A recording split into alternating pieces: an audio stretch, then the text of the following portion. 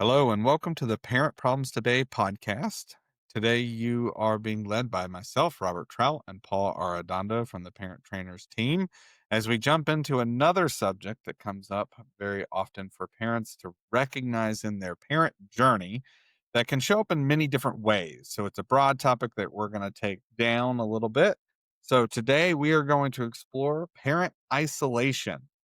Now, the first thing I want to say is most of the time when isolation is mentioned, what we run into is it's a parent worried because a child is isolating themselves, putting themselves in their room, refusing to go out or go to school. They're not seemingly interested in friendships or relationships of any kind, different things that tie into what we would consider parts of depression or anxiety or social anxiety or different kind of conditions that come up on a mental health basis with isolation. However, this topic spills over into parent isolation in the sense that we want to look at when we sometimes are the ones reflecting back to a parent and saying, it sounds like you're putting yourself in a position of belief. And very often, parent isolation is a belief, it's not a real barrier. It's something that parents have built for themselves from culture, religion, family dynamics, past history, sometimes PTSD or other mental health things that the parent is going through. But we're going to try to dissect this today. So, Paul, I'm going to throw it immediately to you just so you can take everyone into this depth conversation, looking at where this comes from and why this is a subject that, as parent trainers and coaches, we have to work with families on this. Where does this come from? Oftentimes, we have families engage us because they believe they've tried everything. They believe they've made efforts beyond the norm and tried to circle the wagons, so to speak, and ultimately they become a bit saddened or maybe disillusioned or maybe even desperate in terms of what it is that is actually going to support their family. Who can they call upon? Who can they depend upon? Is there anybody? I've tried everything. I've looked every direction. I've had every conversation and nothing's worked. And one of the things that we will in regular conversation, whether it's on podcasts or in trainings or doing one-on-ones, is the recognition that things need to have iterations of effort. We need to step back in time and time again to refine and reflect and refine and reflect and keep moving through a process of growth. Because I think with any family system, there's always changes occurring, which for any parent, that should actually trigger adaptation. It should trigger some perspective or at least the act of stepping back into objectivity and saying, okay, where's my child at developmentally and where can I meet them and what sort of support systems can I wrap my child around with now? And of course, as I'm sure you're going to echo, Rob, well, I've tried that before is a statement that we hear constantly. Oh, I gave that a shot and it didn't work. And we want to, in this conversation, actually encourage you to re-engage those systems that you feel like you've already exhausted. And then also get creative beyond what you've maybe explored or thought was even possible.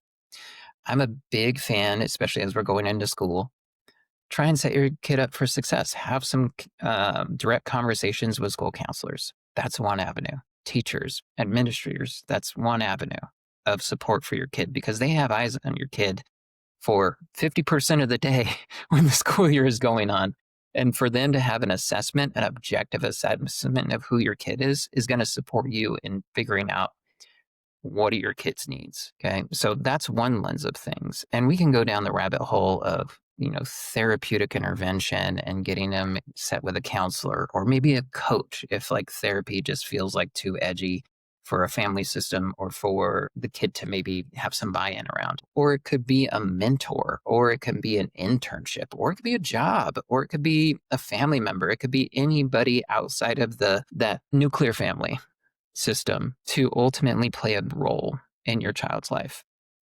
There's something called a protective factor that we'll talk about often in, again, our trainings, or you might have read about it or heard about it in another podcasts.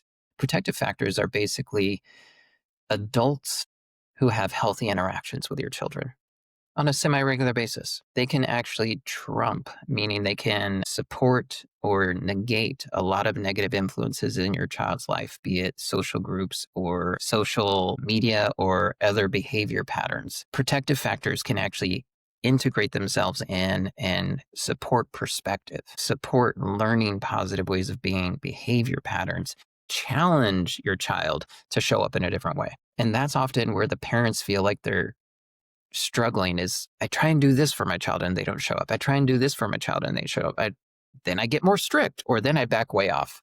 And ultimately that sense of isolation, which is what we're talking about, causes a lot of confusion and it brings up frustration. And then it gets to all these boiling points of anger and impatience and maybe even bordering on the line of resentment. And so what we're having this conversation for is how do you, again, circle the wagons so you don't feel like you're doing it yourself? You don't feel like you're the only one trying to be in your child's life in a good way.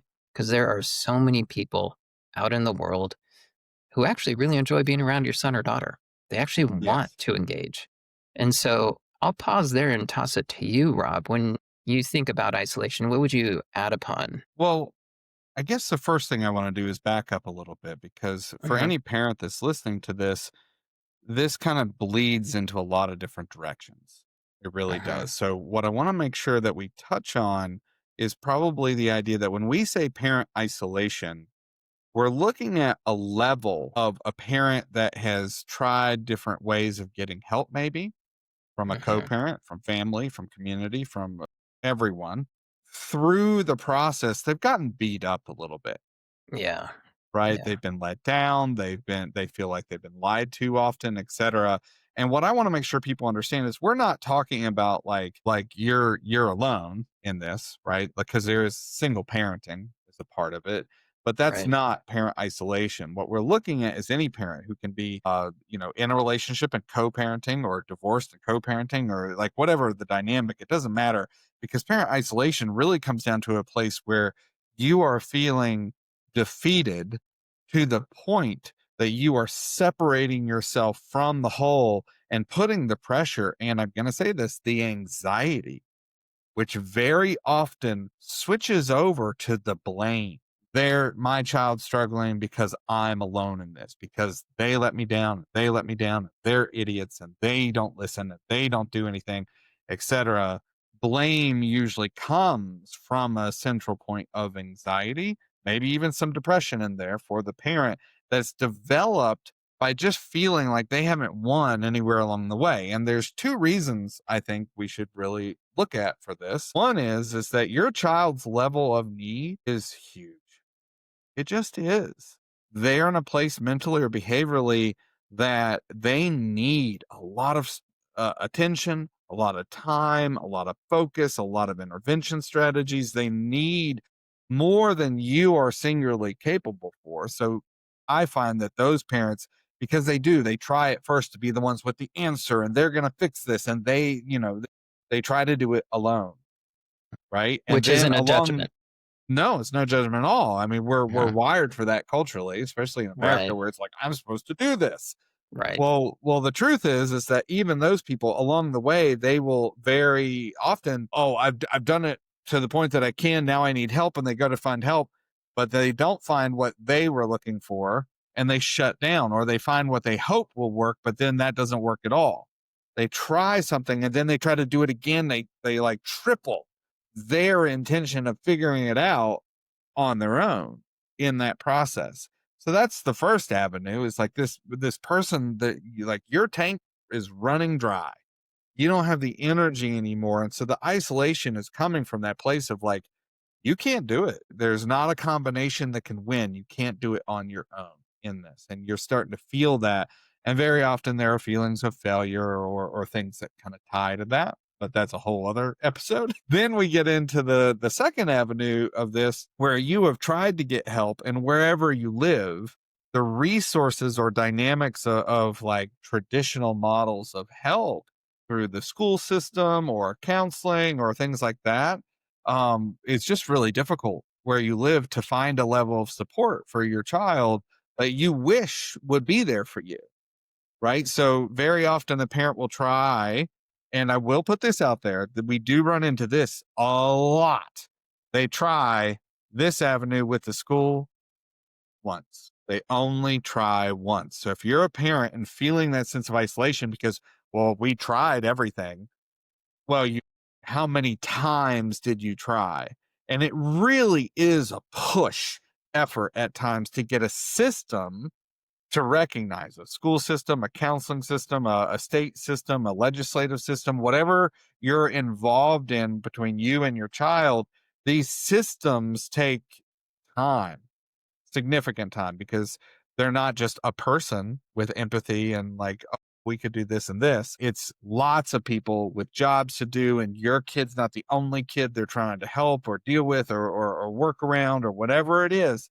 So sometimes parents lose their, I'm going to say, faith that they're going to be helped in those systems.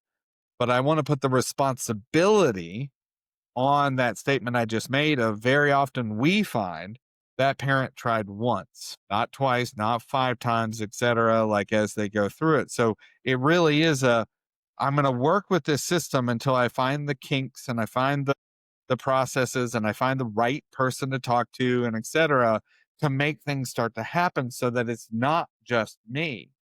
So again, they're either beat down by the level of need of the child or they're beat down by the complexity of the systems that they're trying to navigate.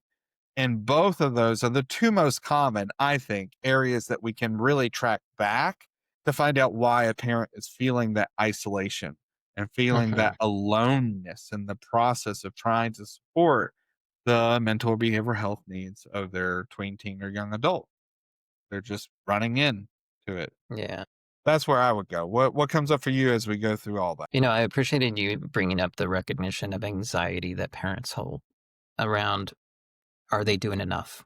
Can they do more? Should they be doing more? Is it all on them? Right. And I think you touched on it a little bit, and I'm going to dive in just for a hair's breadth to recognize again our culture as a whole is telling us that we should have the answers, telling us that we should be able to manage our children, telling us that we should be able to do it on our own. And gosh, you just look back, pre industrial revolution, nobody was doing it on their own. As a species, we're herd animals. We're supposed to be doing it in community.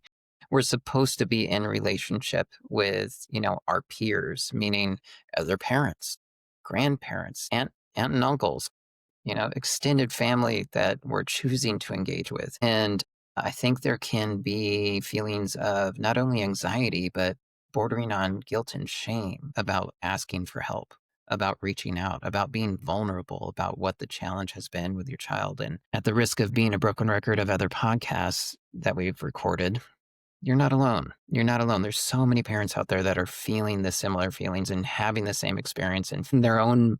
Like when I think about resourcing community, we just talked about systems. I want to talk about neighborhoods. I want to talk about friend groups. I want to talk about, hobby groups. Maybe if your child's athletic or they're part of clubs, there's other systems, be it contrived away from schools and so forth, that you can engage or you can at least be in the understanding of who's engaging your child and maybe offer up some potential influence around, can you give a little bit more attention around this aspect or how are they behaving in this environment, and just having a bit of connection to again understand who your child is outside the home and maybe coach or at least give a suggestion to those folks who are spending time with your child about what sort of things you believe your child is struggling with and how you would appreciate them to approach certain behaviors your child is exhibiting at home or maybe you hear is exhibiting at school. So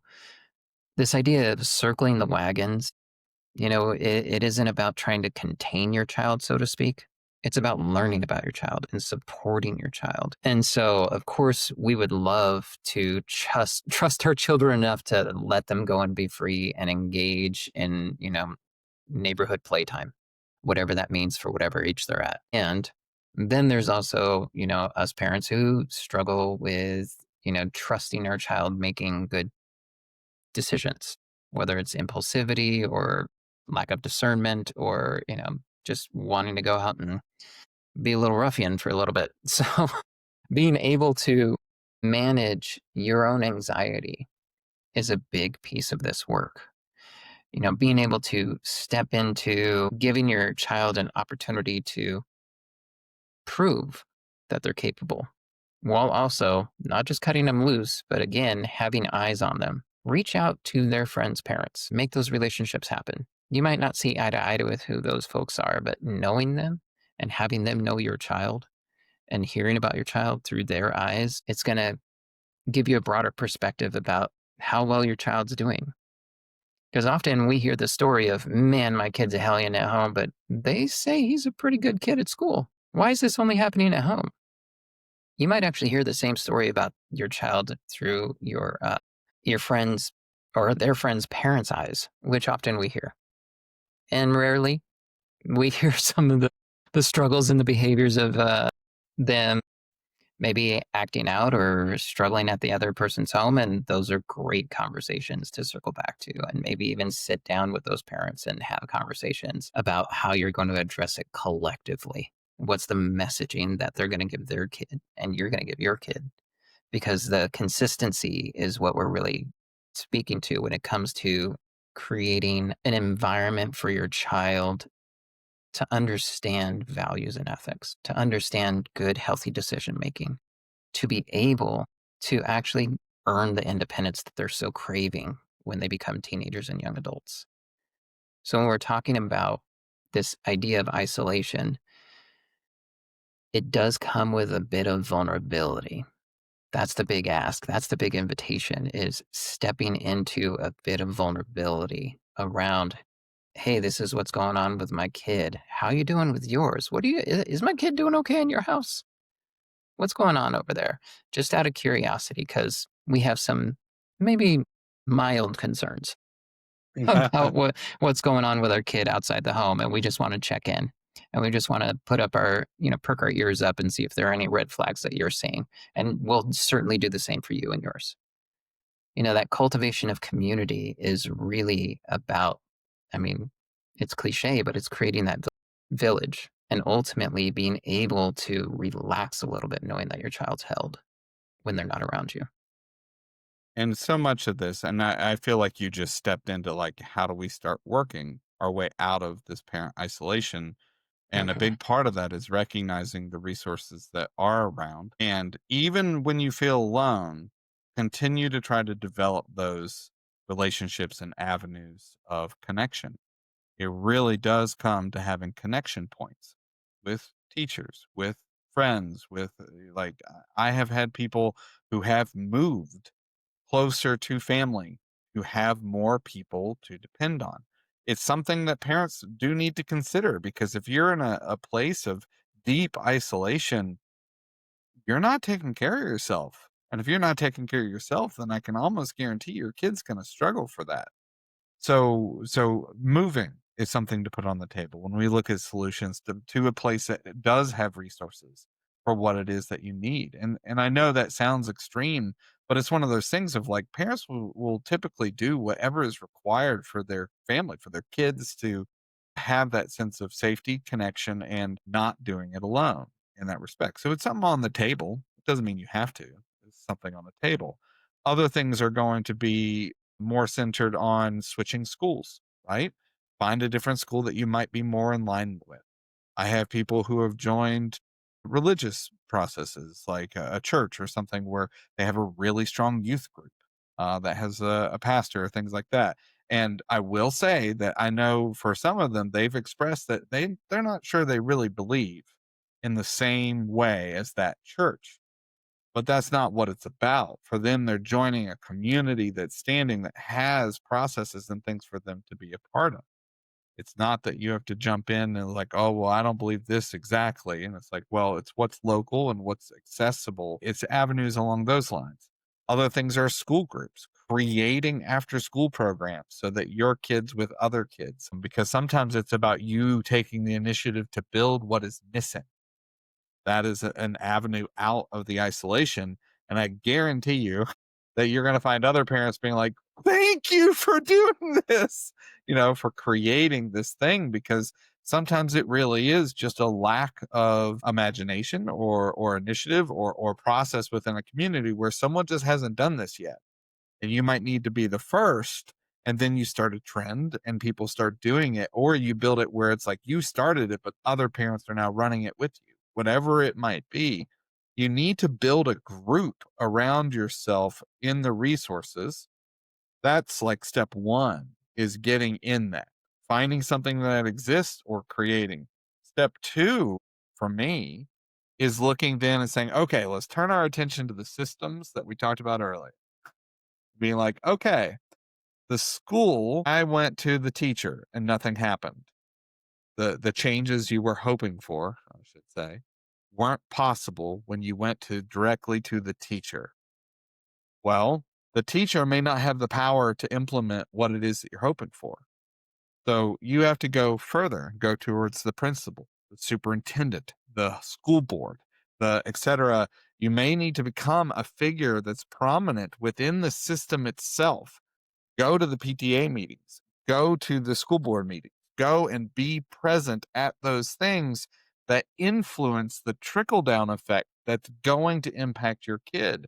Because I can guarantee, that's a hard statement, but I can guarantee that if you're not there in front of those people in the system, they're not thinking about what you're thinking about right now. You have to put it in front of them at such a way that hopefully there's respect and there's acknowledgement of like, right, there's that thing we have to work on too. We need to build more after school programs. We need to hire a teaching assistant that's specialized in autism. We need to bring this training in for teachers on ADHD and understanding it better. We need like they're the ones that decide what comes to the teacher that you're hoping is going to work with your kids. So you really do have to push your way into the system. And that's not in a like, go protest way. However, sometimes that does happen. It's understanding the system way. Well, I just need to go to this and present this, and I need to get 50 parents' signatures for this petition for them to talk about this at the school board meeting, and I need to get this on the ballot and whatever. Like, you need to be in the system to, I'm going to say, influence the system. So don't stop at try number one, especially if you just went to the person that's directly trying to help your kid. You need to go to step 15 behind them sometimes to figure out, like, well, how do I give this person the power, resources, training, and ability to work with my kid and other kids like my kid? So that's the school system, but that's also the legal system. And it's also the local library system. And it's also the, like, whatever, it doesn't matter. Any system, you have to put yourself in it to influence it. And very often, at least, and I'll pass it back to you after this statement, I have found many parents that have found significant roles for themselves. They have found purpose in the fight to change how something is done or seen, or to get the training or resources to come in that are necessary for not just their kid but their whole community. See parents really find a way into it, and that purpose is purpose driven for that parent because they know they're fighting for their kid. And I also see a trickle down effect to that where the kid sees that you're trying to help them. You're doing this. So you see a little bit of respect sometimes and relationship development and things like that. So that might be my final, like, if you're feeling all this, you've got to push out in both directions into your kid and community and into the systems to be a Hmm. part of those things.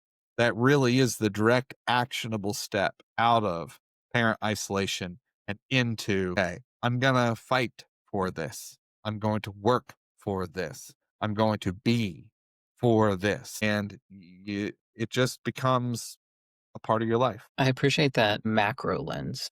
And I want to actually bring it all the way back to the micro lens of co Do it. parenting. Co parenting in this understanding that we can feel isolated in our own home, within our own family. And that sense of isolation can, as you said earlier, feel like defeatist. And we either go into passivity or we go into aggression. And so When it comes to co-parenting within the same household or co-parenting between households, if you've experienced divorce, being able to at the very least have clear direction of what you want. Write down your values and ethics. Write down your expectations, hard and fast non-negotiables, and more flexible expectations and things that you can actually articulate to your child and have a conversation with your child so that at the very least your child knows how you're approaching them and what you're thinking and what the expectations are. Because I think when we don't have those conversations, that's where little arguments come from. And coming back to the idea of co-parenting, you writing it down and presenting it to your co-parent and saying, hey, where are we connected and where are we missing? Where are we aligned and where do we need to compromise or collaborate? Let's start there. Because if we can have a baseline of that, then the child feels more held. Whether they want it or not, they're going to be more held. The consistency is really what it comes back to. And we spoke about it on the sort of macro lens of things. Like, hey, what are the consistent messages that I want to hear from teachers, that I want to hear from therapists, that I would love my child to receive from their coach, from their mentor, from their music teacher, from their theater teacher? Who in the community is touching into your child's awareness of behavior, awareness of who they are showing up as, and how is that being mirrored at home? So you can think about it in this big scale of reaching outward and start small and getting clear about who you want or how do you want to develop and clarify your family culture. If it's not in black and white on a page, make it so. Okay. Because then with those values and ethics clarified, you're going to be able to point outside of your home and go, that works for me. I like that. That can fit. That's something worth exploring. And then you start to, the hope is that momentum is generated. Even through the exhaustion, there's at least a glimmer of that faith that Rob was saying that maybe we've lost. So stepping back in an intentional way, it's not just about grasping outside and reaching and trying to, hope beyond hope. Start with a foundation of some familial identity. We eat together every night. My kids do chores on Saturday mornings. We all don't do technology until homework's done. We all turn our technology off together as a family by this time. These are things that actually cultivate the we in the family system. And come talk to us about creating that change because that's hard and challenging, and we want you to feel supported in that. And also come and talk to us about how to have the conversations outside the home so that you can feel supported and you can resource what's actually available around you. Absolutely. Well, we hope this conversation has been helpful. As always, if you're feeling alone, come join our community. Get some coaching and develop your plan and skills doing a training with us to change things. It really is about changing yourself so that there is a process for your child and family system. So come find us at parenttrainers.com. And as always, thanks for listening.